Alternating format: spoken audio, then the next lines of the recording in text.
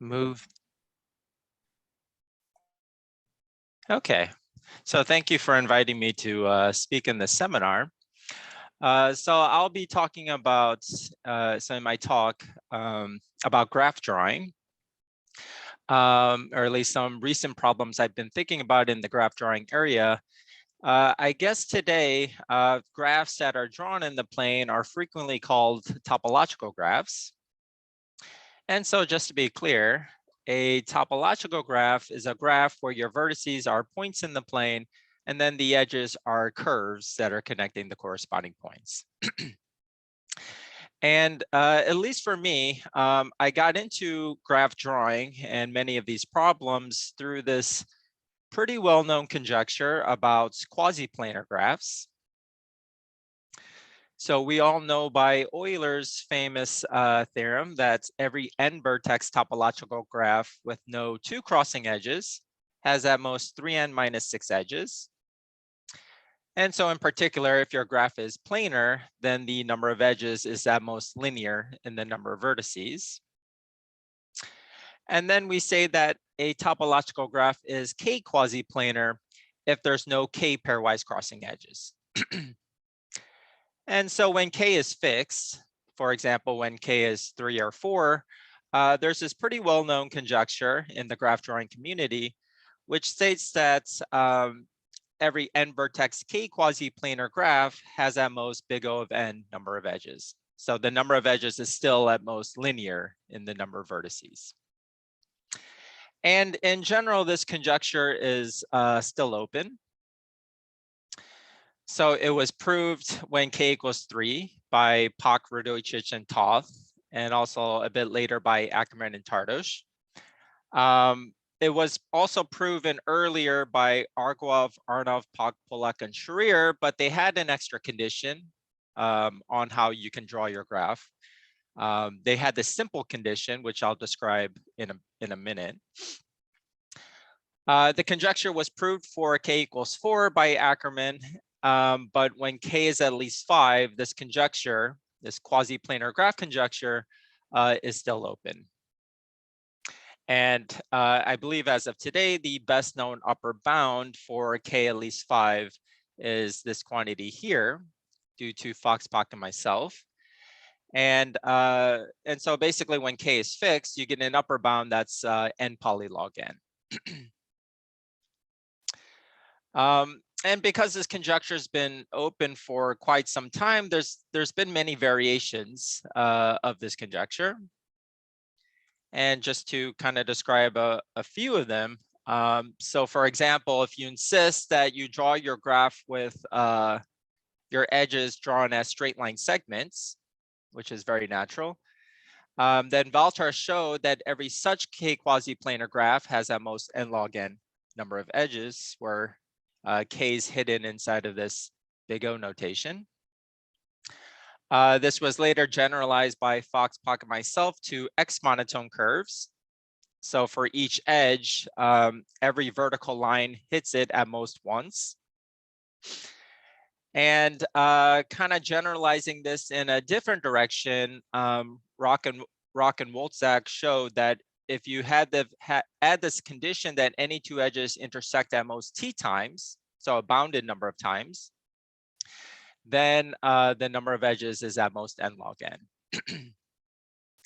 And actually the result here, it comes from a result from coloring intersection graphs. And it's not so hard to see that this conjecture here is closely related to understanding intersection graphs of curves in the plane, and in particular, coloring intersection graphs of curves in the plane with bounded clique number. And actually, I won't get into this topic in my talk today, but I just wanted to mention some results in this area that's very closely related to this conjecture here.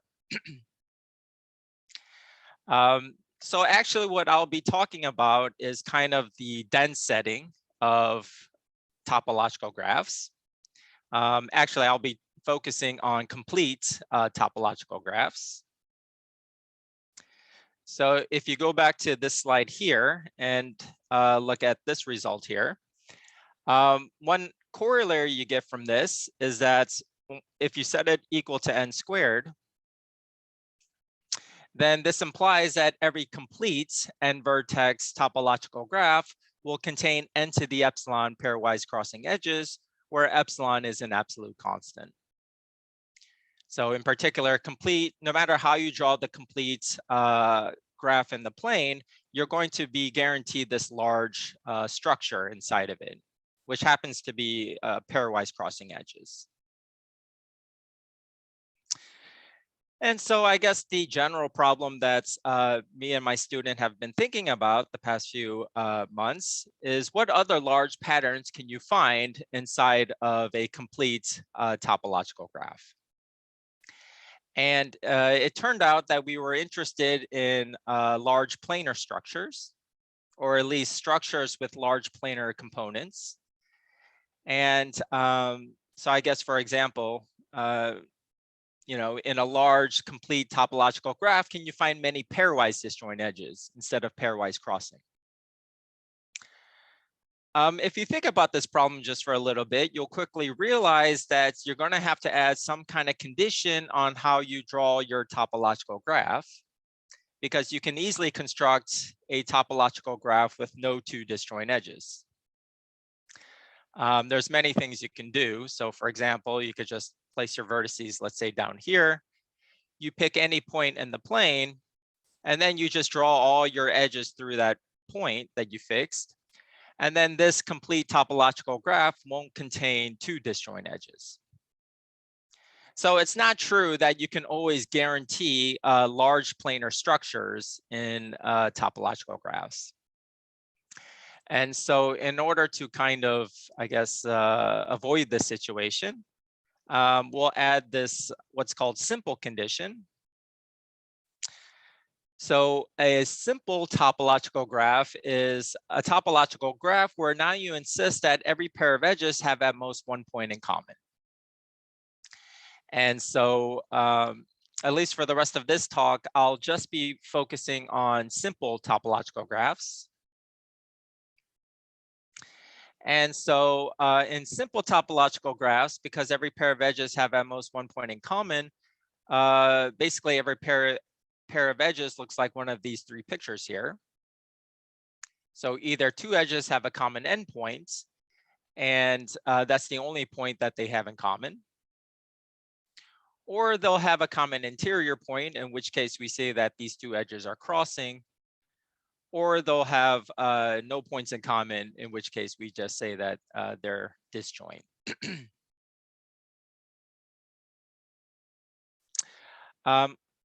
And so it is true that if you have the complete simple topological graph, then you can find many pairwise disjoint edges inside of there.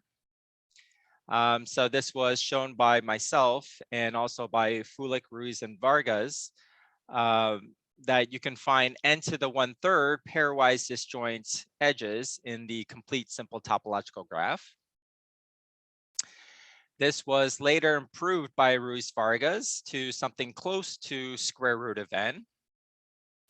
And then very recently, Eicholzer and company improved this to constant times square root of n. Interestingly, it's not known whether or not you can find many pairwise disjoint edges in dense simple topological graphs. So once you relax the condition from going complete to just saying you have a lot of edges, it's not clear whether or not you will have a polynomial number of pairwise disjoint edges. And so at least the best bound that I'm aware of is just log n for this question.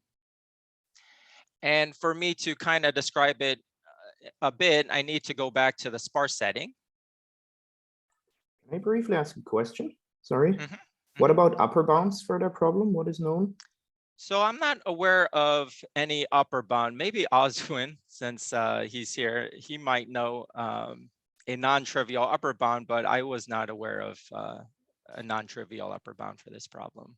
Yeah, so that there is no non-trivial upper bound, because the conjecture is still that there is actually always a Hamiltonian cycle in there, and that would imply that you have a linear number, which is, I think, one of the most interesting questions here, which is unanswered. Okay. So, but yeah, good question, of course. Thanks. Come.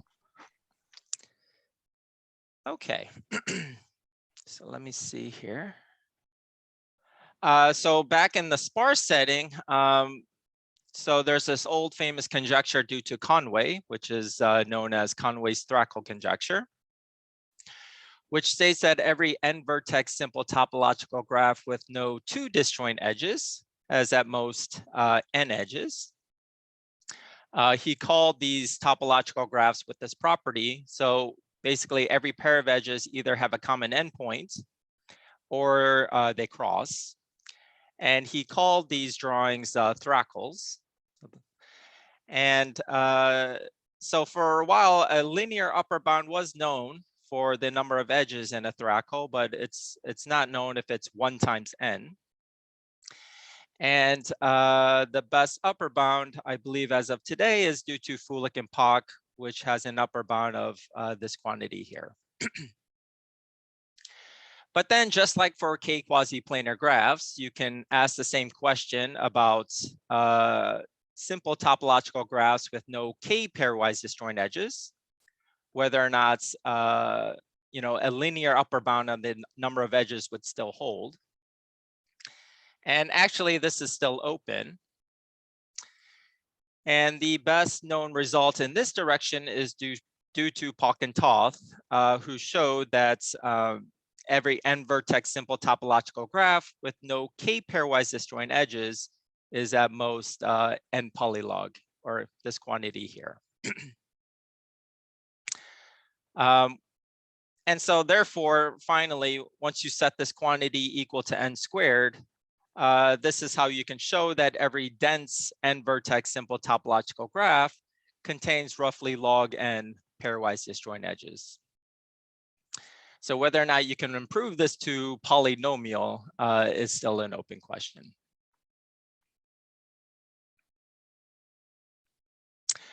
Okay, so what other large patterns can you find in the complete simple topological graph? Well, basically, I've just talked about matchings. I've talked about pairwise crossing, matchings that are either pairwise crossing or pairwise disjoint. But of course, if you have your favorite drawing of a graph, of a particular graph, you can ask, the same question of whether or not it's inside every sufficiently large, complete, simple topological graph. And in order to make this question a little bit more precise, I'll need the following definition.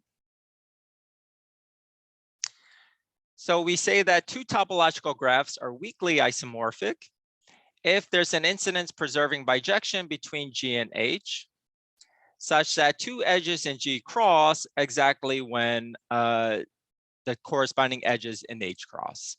So their crossing patterns are exactly the same. And so now with this notion of weak isomorphism, given this complete simple topological graph, what kind of structures or what kind of topological subgraphs can you find inside of here?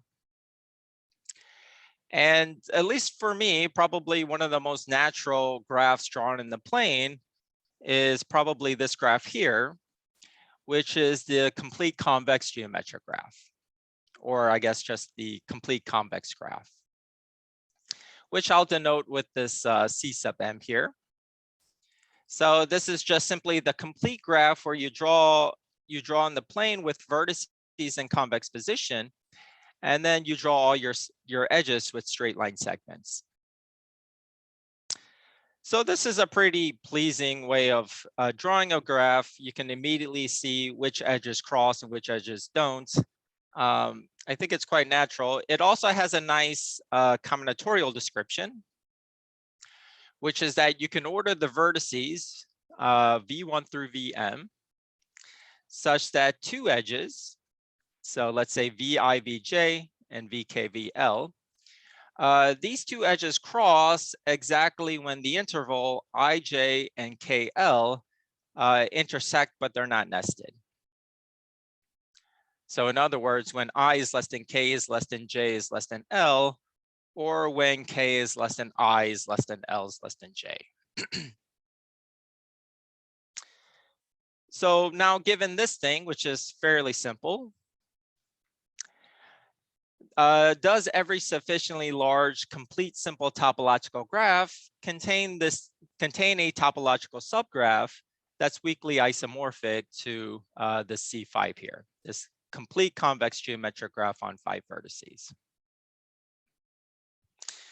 And kind of interestingly, the answer is no.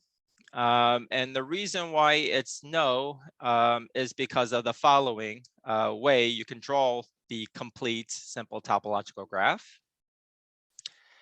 which is this picture here, and I'll call it the twisted complete graph and denote it with this T sub m here.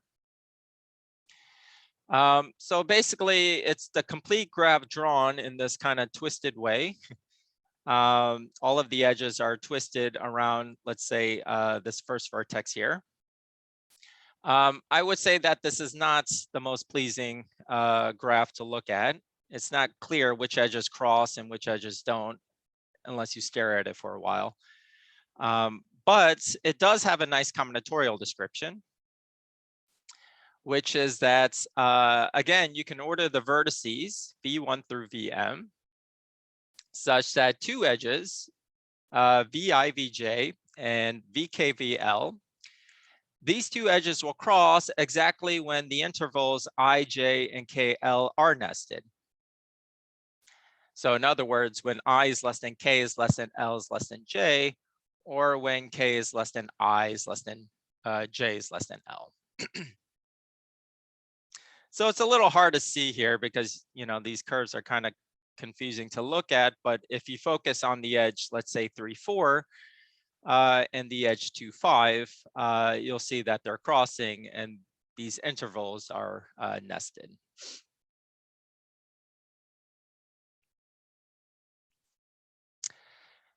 Okay, so it was first proved by Harberth and Mangerson back in '92 that the complete twisted thing, this TM, this complete twisted graph on m vertices does not contain a subgraph that's weakly isomorphic to this C5 here, this complete convex geometric graph. And there's several ways of seeing this, but one is the following. So for sake of contradiction, suppose you have 5 vertices in this complete twisted graph such that the 10 edges induced by them, this topological subgraph is weakly isomorphic to the C5 here. This C5, it has this property that these outer edges here, this 5 cycle, each red edge doesn't cross any of the other edges. And so if I look at this 5 cycle of red edges, that means 4 of those red edges will be incident to the first vertex and last vertex. But since there's 5 red edges, that means one of the red edges must be within these 3 vertices here. So for example, let's say it's between F4 and F2, which we know is drawn in this twisted way. But then that edge must cross F3, F5 because those intervals, the interval F3, F5 and the interval F4 at F2 are nested. And so therefore this red edge does not have the property that it doesn't cross all of the other edges. And so therefore we get a contradiction. And so therefore this thing C5 is not inside of this TM anywhere. So you can avoid a C5 and sufficiently large. You can't guarantee it to exist in large, complete, simple topological graphs. But what Pach-Solymosi-Toth proved in 2003 is that you can avoid both C5 and T5. So you must have at least one of these two. And in particular, what they proved is that every complete n-vertex simple topological graph contains a topological subgraph on m vertices, where m is roughly log n to the 1/8. That's weakly isomorphic to Cm or Tm. And so in joint work with my student Ji Zeng, we were able to improve this log n to the 1/8 to log n to the 1/4. And towards the end of my talk, I'll kind of sketch the proof of this. I'll more or less just kind of show some key ingredients and start the proof. I won't give the full proof, but I'll show some key ideas on how you can improve this to log n to the 1/4 versus log n to the 1/8. Unfortunately, in the other direction, we weren't able to come up with any non-trivial construction coming close to log n to the 1/4. The best known construction that we were aware of is basically log n. And it's the following construction, which is just a simple application of the probabilistic method, which is that you simply draw or you simply place your vertices on the x-axis. And then for each pair of vertices, you uniformly at random draw a half circle, either above or below the x-axis. And then once you apply the probabilistic method, it's not hard to show that there is an n-vertex simple topological graph drawn in this way that does not contain a topological subgraph on roughly log n vertices that's weakly isomorphic to Cm or Tm. So the truth is somewhere between log n and log n to the 1/4. Okay, any questions so far?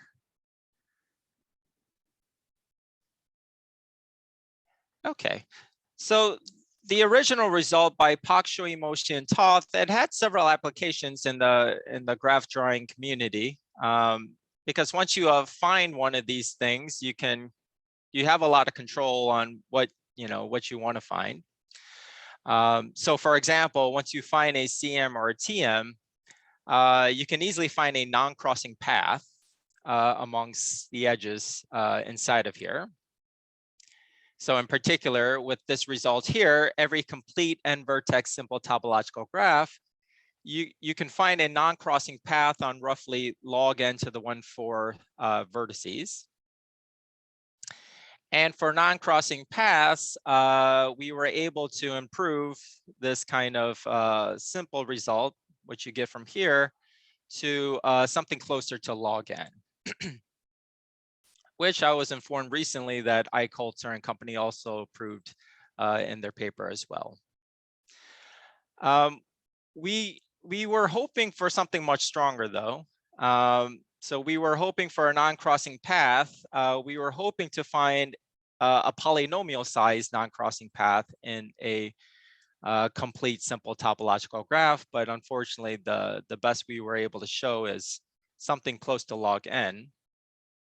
And the reason why we conjectured that you should be able to find a non-crossing path on n to the epsilon vertices is because we know that it's true for pairwise disjoint edges. So we know we can find many pairwise disjoint edges in the complete simple topological graph, but whether you can kind of connect these disjoint edges to make a non-crossing path, unfortunately, we weren't able to show this.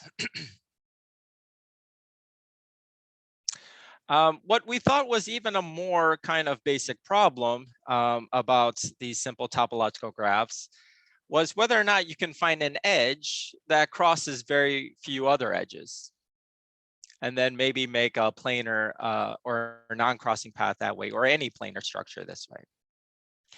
So if you have the complete topological graph or simple topological graph, on average, each edge will cross n squared other edges.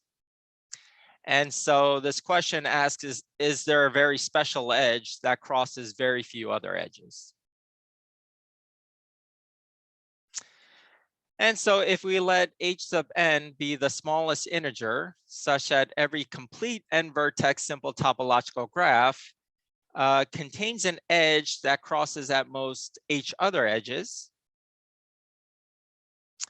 then it was shown by Valtar that this is at least n to the 3/2, meaning that he constructed an n-vertex simple topological graph in which every edge crossed at least n to the 3/2 other edges. And it was shown by Kinchel and Valtar that this is at most little o n squared. And actually the proof of this result here,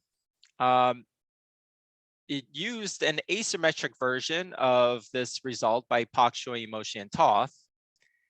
And so if you just follow their arguments in their paper, and if you just simply replace this result with our result, an asymmetric version of our result, then you can improve this upper bound on h sub n to be at most this quantity over here. So you can find an edge. You can always find an edge in the complete simple topological graph that crosses at most this many edges. But again, we were kind of ambitious. We were hoping to significantly to get a polynomial improvement on this upper bound. And we conjecture that you should be able to find an edge that crosses very few other edges. So at most n to the 2 minus epsilon. But unfortunately, we weren't able to prove this. And this is the kind of the best results we were able to show in this direction.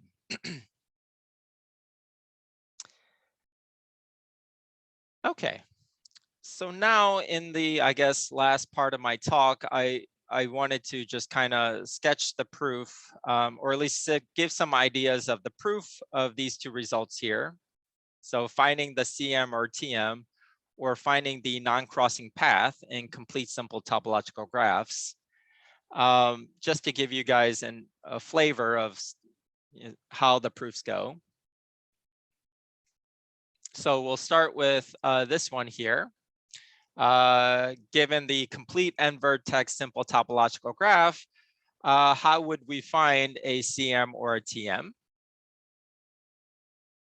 So given some fixed drawing of the complete graph in a simple way, we can assume there's a vertex on the unbounded face, because if not, then you can just project your drawing onto a sphere and then pick a face with a vertex on it. And then you project that back to the plane so that the face you picked becomes the unbounded face. And the new drawing will be weakly isomorphic to the old one. So we have this vertex on the unbounded face. And then if we look at all of the edges emanating out of it, we'll have this planar star because it's simple. We have the simple condition and every pair of edges have V naught in common. And so now I have kind of an ordering on these vertices on the endpoints here. So let's assume I have n plus 1 vertices. And so therefore I can order the vertices V1 through Vn. And there won't be any edge that wraps around in this direction because V naught's on the unbounded face. And so therefore the edges wrap around in this direction. And so we follow the arguments of Pach-Solymosi-Toth, where they look at triples of vertices up here, let's say Vi, Vj, and Vk. And for every triple Vi, Vj, Vk, there's basically 4 configurations together with V naught, because you're essentially drawing K4, and because of the simple condition, there's 4 ways to draw it with these labeled vertices. And so Pach-Solymosi-Toth colored triples Vi, Vj, Vk with these colors 0, 0, 0, 0, 1, 0, 1, 0, 0, and 0, 0, 1, depending on which pattern it followed. The 0, 0, 0 pattern is the planar picture of K4. The 0, 1, 0 pattern is when this middle edge emanating out of V0 gets crossed. The 1, 0, 0 pattern is where this leftmost edge emanating out of V0 gets crossed. And then finally, the 0, 0, 1 pattern is where this right edge emanating out of V0 gets crossed. And so now, because of with this coloring, when they wanted to find a CM or a TM, they basically just tried to find a monochromatic clique with respect to one of these color classes.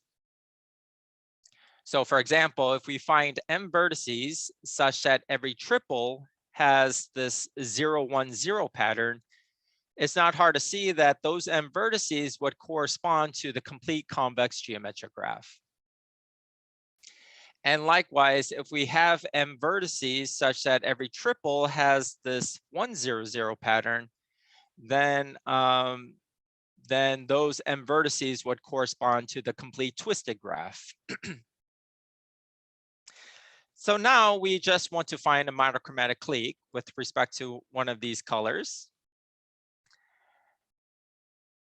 And so I won't describe their proof in full detail, but what Pach-Solymosi and Toth do is, so roughly speaking, they apply an old argument of Erdős and Rado from Ramsey theory on 3 uniform hypergraphs to reduce the problem to a graph problem. And then they apply the Erdős-Zekaros monotone subsequence theorem to get this monochromatic monotone path. And then they apply some nice topological arguments and piece everything together. And this is how they get this log n to the 1/8. And so what we do is we make 2 observations that to improve this log n to the 1/8.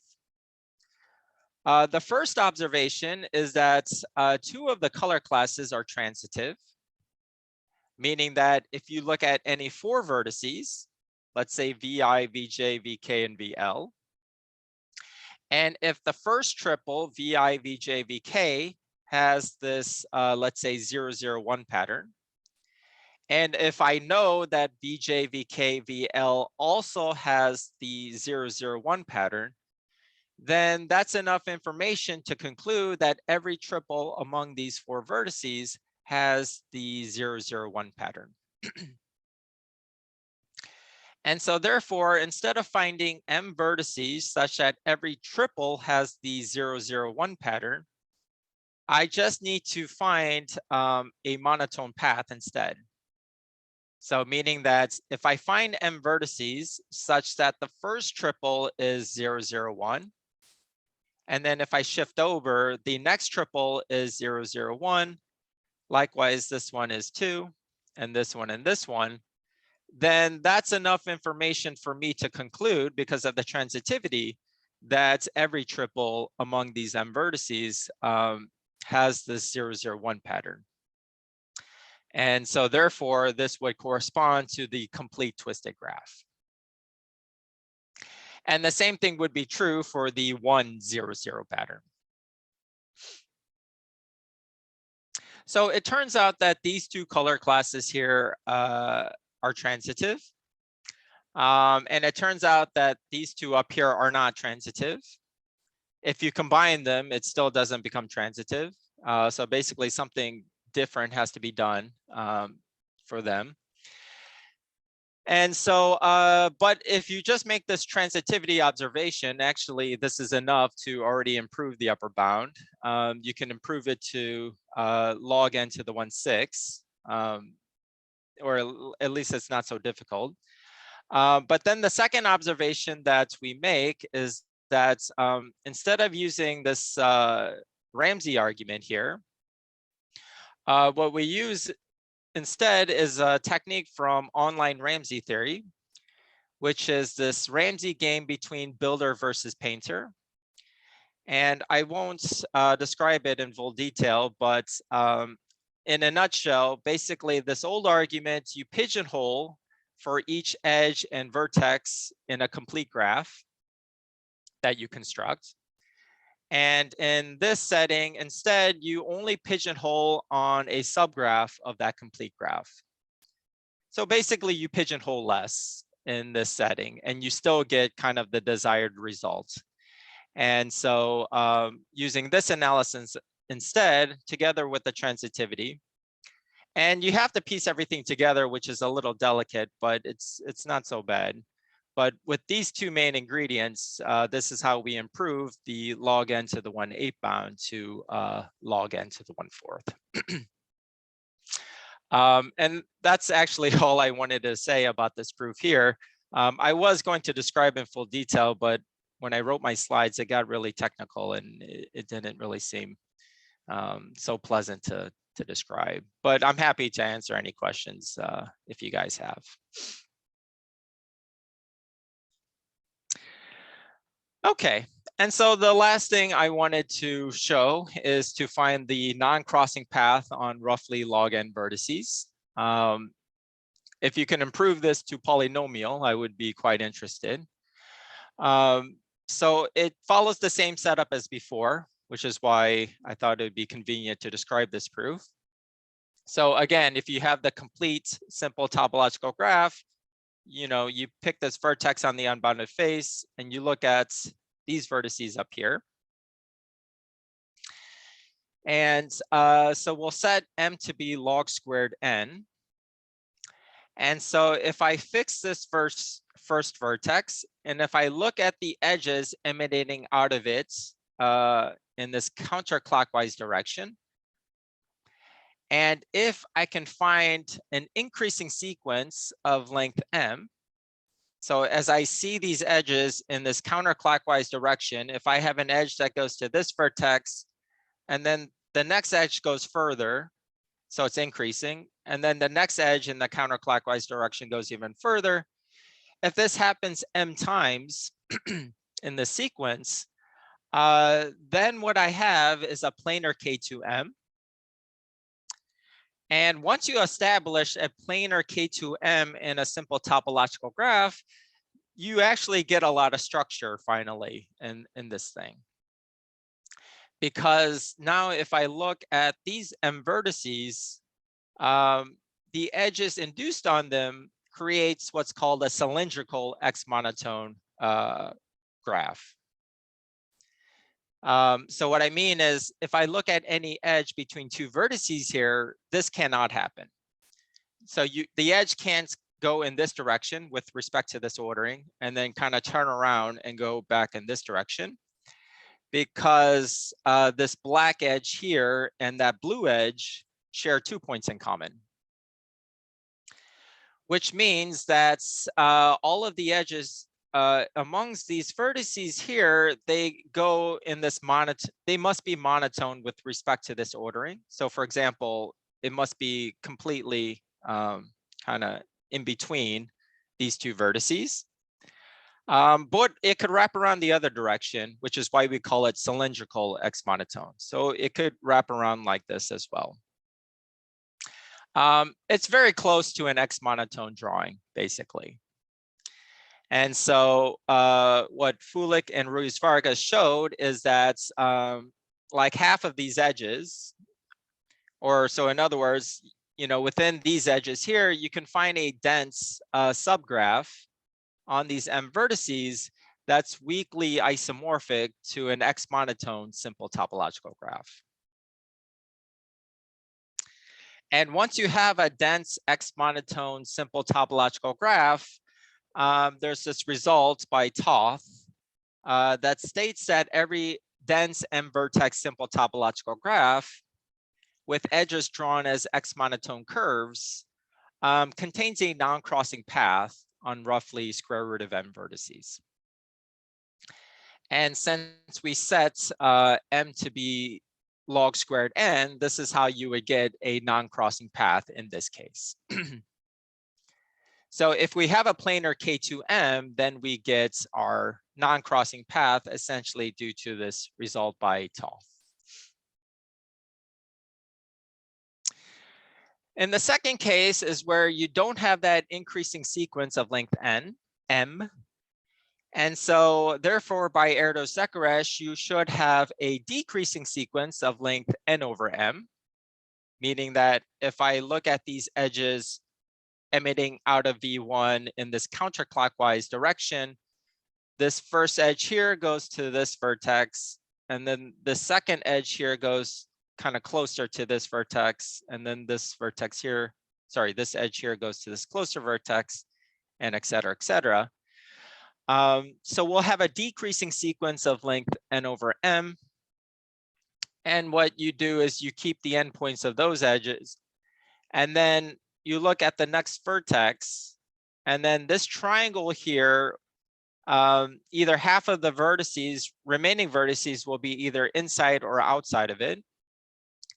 And so you divide by 2, so you keep the bigger half. And then you repeat the same process on V2 with the remaining vertices. And since we're assuming that there's no planar K2M, basically you run this algorithm this many times, because at each step we're going to divide by 2 times log squared n. And since we're assuming there's no planar K2M, you just repeat this process over and over. And because of the parameter m, you can repeat this process roughly log n over log n times. And then after you repeat this process log n over log n times, I should have drawn these edges, but basically this would be your planar path here, your non-crossing path. Because, you know, if I look at consecutive edges or edges between consecutive vertices, there won't be a crossing here, because remember, in the algorithm, either both of these later vertices are inside of this triangle or outside. So let's say it's outside. And so if these 2 edges crossed, this red edge must cross exactly one of these 2 black edges here, emanating out of V0. And so if it's this edge, then if I look at this triple here, remember, there's only one way to draw K4 once I have a crossing amongst these 4 vertices here. I have to draw these blue edges in this planar way. And this is where I get my contradiction, because according to that algorithm, as I read these edges emitting out of here in this counterclockwise direction, they were always supposed to be decreasing, because there was no large planar K2M. So at each step, all of these edges emanating out to the forward vertices was decreasing, but here it becomes increasing. And so that's the contradiction. And so therefore, we get that the consecutive vertices here are the consecutive, the edges between consecutive vertices is the non-crossing path.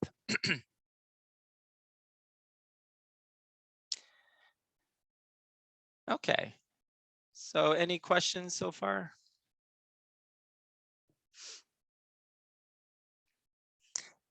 Okay, so actually this is my kind of the last 2 slides, the usual concluding remarks. So we thought it'd be really interesting if one could construct a non-trivial example for that CMTM problem. The best construction, as I stated earlier, was just log n, but we would be really interested in if one can find an n-vertex simple topological graph with no subgraph on little o log n vertices. That's weakly isomorphic to CM or TM. So something closer to, I guess, log n to the 1/4. And as I mentioned earlier, those 2 problems where we're trying to get polynomial improvements, trying to find a non-crossing path on n to the epsilon number of vertices, or to find an edge that crosses very few other edges in the complete simple topological graph, we would also be very interested in to see whether or not this is true. And I guess one final remark, I don't know if this will even mean anything, but a lot of the motivation for these conjectures and these problems There was a connection between these simple topological graphs and set systems with bounded VC dimension. And in set systems with bounded VC dimension, you have a lot of nice results that give you polynomial results like short edge lemma and spanning trees with low stabbing number. And so we were hoping to translate many of these results for these topological graphs, but unfortunately we weren't able to do so. And so that's it. All right. Thank you very much, Andrew, for the nice talk. Are there any questions?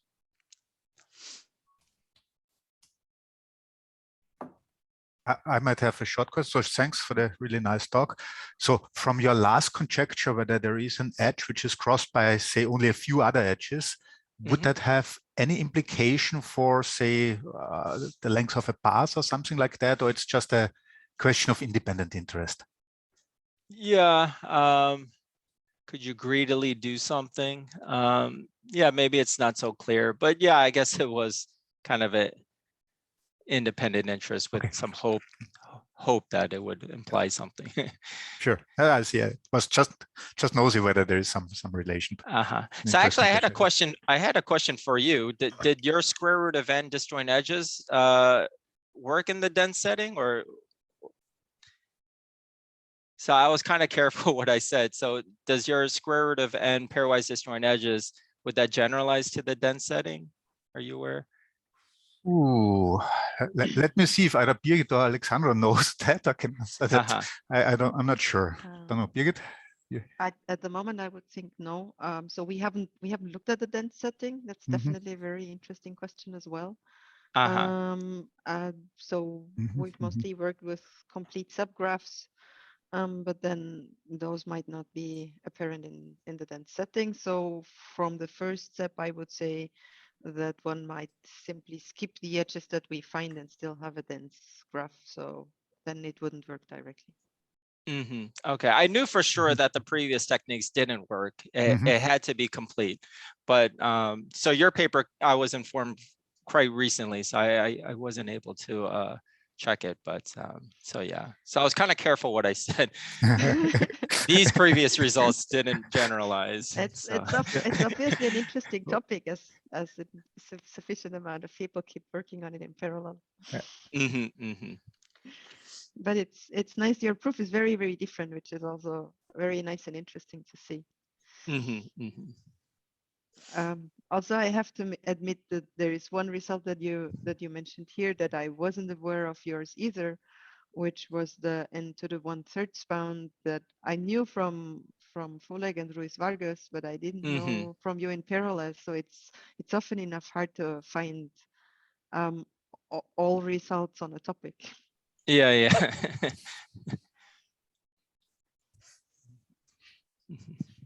No, it will be interesting to see how it's going on. I mean, for me, fascinating is that, I mean, you were talking a lot about the length of the path here, but I mean, it's still open whether there is not always a Hamiltonian cycle even. So, which seems to be strange that we are not able to prove longer paths and we are struggling with, square root of n and even this epsilon and whatever thing. And still there's no example which does not contain a full Hamiltonian cycle. So it's kind of strange, so that this is so difficult. But yeah, it's also fascinating. So I like these things.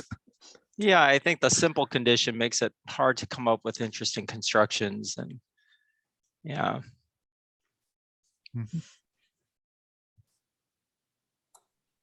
Yeah, so the conjecture on the existence of the plane Hamiltonian cycle is probably from the 80s of the last century from Raffler. And I think a bunch of people have been working on it and also trying to disprove it. I mean, and even if it's simple topological graphs, they can look quite nasty, as we've seen in your slides. Probably also know. Still, even saying no Hamiltonian cycle that is plain didn't work out up to now. So that makes any upper bound on those numbers impossible at the moment. Yeah, I guess that's part of the attraction of these problems is it's such a big gap. So. Yeah, and I guess that was my motivation of giving this talk, is because yeah, I wanted to kind of present problems more than. There are a lot of interesting problems. So the plane Hamiltonian cycle obviously is not true anymore if you go to dense graphs. Just take the complete geometric convex drawing and just remove the cycle that's there. All right. Are there any other questions?